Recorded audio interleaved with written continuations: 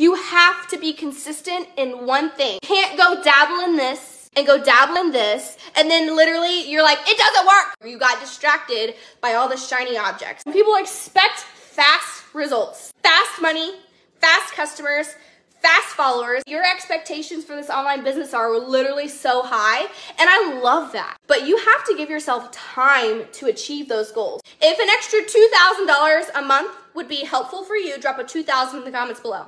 I can teach you how to do that. But you're going to have to learn the skill sets in order to achieve that level of income. The reason why your online business was not successful, is not successful, is not the business. The problem is not the ketones. The problem is not your product or service. The problem is you. If you are not coachable, your business is not going to thrive. Only certain people are good at that. No ma'am, let's be honest about it, Veronica. You weren't coachable. If you want to learn more about how you can make money online, how I can be your coach, how I can be your mentor, just drop a $sign in the comments below. You're going to be coachable, right?